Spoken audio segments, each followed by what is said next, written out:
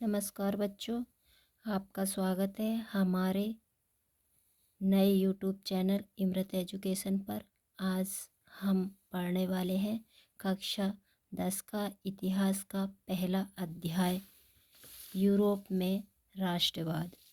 ये अध्याय बोर्ड परीक्षा के लिए बहुत ही महत्वपूर्ण होने वाला है, तो वीडियो को बिना स्किप करते हुए एंड तक ज़रूर देखें। और यदि वीडियो पसंद आए तो लाइक और सब्सक्राइब अवश्य करें। तो आइए हम शुरू करते हैं अपने इस अध्याय को, यूरोप में राष्ट्रवाद का उदय। तो बच्चों, राष्ट्रवाद क्या है? तो राष्ट्रवाद जब लोग एक ही भाषा, संस्कृति, इतिहास और क्षेत्र के कारण खुद को एक राष्ट्र मानने लगते हैं तो उसे कहते हैं राष्ट्रवाद। आसान भाषा में हम सब एक हैं वाली भावना राष्ट्रवाद है। यानी बच्चों, राष्ट्रवाद है का उदय तब होता है जबकि जो भी नागरिक हैं उनके अंदर हम एक है की भावना जब उत्पन्न हो जाती है, तो वहीं से राष्ट्रवाद का उदय होता है। अगला पॉइंट है हमारा फ्रांसीसी क्रांति। यानी फ्रांसीसी क्रांति कब हुई थी? तो बच्चों, फ्रांसीसी क्रांति 1789 में हुई थी। यूरोप में राष्ट्रवाद की शुरुआत हुई थी फ्रांसीसी क्रांति से। इस क्रांति के 3 फेमस यानी प्रसिद्ध नारे थे, वो थे स्वतंत्रता, समानता और बंधुत्व। यानी कि राजा की मनमानी खत्म होगी और जनता की सत्ता शुरू होगी, फ्रांसीसी क्रांति का उद्देश्य था। अगला टॉपिक है बच्चों हमारा नेपोलियन का योगदान। एकीकरण में जो हमारा राष्ट्रवाद है उसमें नेपोलियन का क्या योगदान रहा? तो नेपोलियन संहिता लागू की 1804 ईस्वी में। इसमें समान कानून बनाए, सामंतवाद खत्म किया तथा व्यापार और यातायात आसान किए। इससे लोगों में एकता और समानता की भावना आई तथा राष्ट्रवाद और अधिक मजबूत हो गया।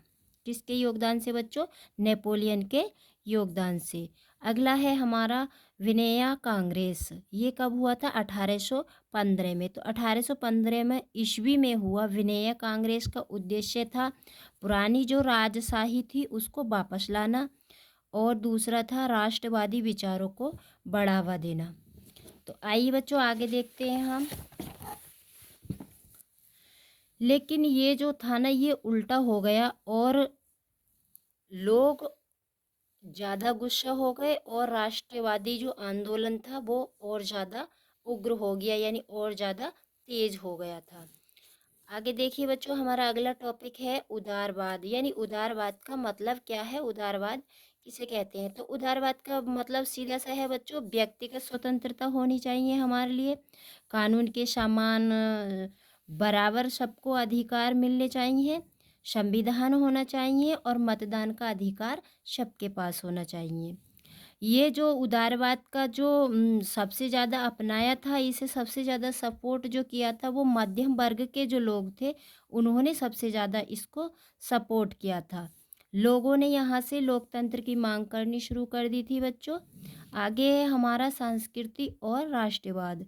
तो बच्चों, सांस्कृतिक और राष्ट्रवाद का जो राष्ट्रवाद में जो महत्व था वो बहुत था। वो था, देखो, राष्ट्रवाद सिर्फ लड़ाई से नहीं आता है, सिर्फ, हालांकि संस्कृत से भी आता है, जैसे कि हमारे लोकगीत हो गए, हमारी जो लोक कथाएं हैं वह हो गई, और जो हमारी राष्ट्रीय भाषा है वो हो गई, कला और साहित्य आदि, इनसे भी राष्ट्रवाद का उदय होता है। इन सब ने लोगों में एक हम की भावना जगाई, एक हम की भावना जागृत हुई लोगों में। यही जो हम की भावना थी, यही बच्चों राष्ट्रवाद थी। आगे देखिए बच्चों, आगे है जर्मनी का एकीकरण।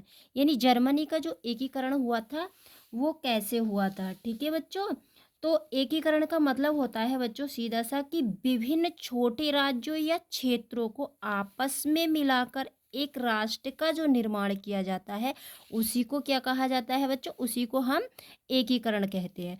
तो जो जर्मनी के जो छोटे छोटे राज्य थे और जो क्षेत्र थे, इन सबको मिलाकर एक राष्ट्र का निर्माण किया गया था जिसका नाम था जर्मनी।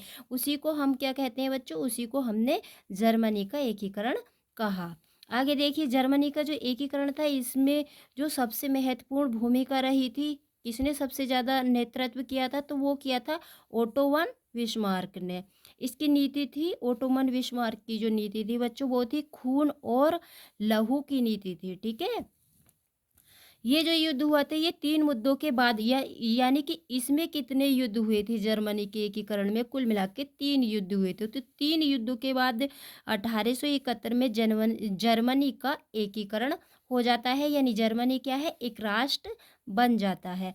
आगे देखिए बच्चों, आगे आता है हमारा इटली का एकीकरण। तो इटली के एकीकरण में 3 बड़े नाम सामने आते हैं बच्चों। तो पहला है हमारा मैथसिनी, दूसरा है काउंट कैम्बूर और हमारा तीसरा है गैरीवाल्डी। ठीक है बच्चों, 1861 में इटली एकीकृत हुई, यानी 1861 में क्या है बच्चों, इटली का एकीकरण हो गया।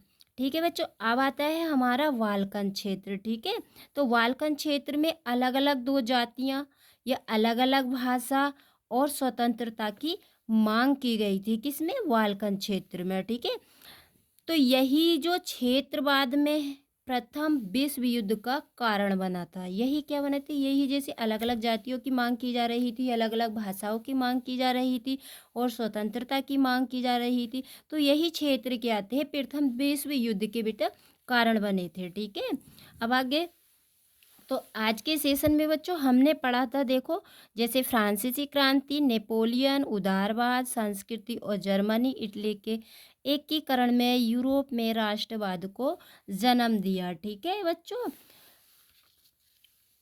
तो मेहनत कभी बेकार नहीं जाती, आज पढ़ा हुआ कल आपकी सफलता बनेगा। पढ़ते रहिए, आगे बढ़ते रहिए। धन्यवाद। ये अध्याय आपकी बोर्ड परीक्षा के लिए बहुत बहुत इम्पोर्टेंट है। यदि आपको ये मेरी वीडियो मेरे द्वारा पढ़ाया हुआ अगर पसंद आया हो तो आप लाइक करिए, सब्सक्राइब करिए और पढ़ते रहिए। खुश रहिए। धन्यवाद।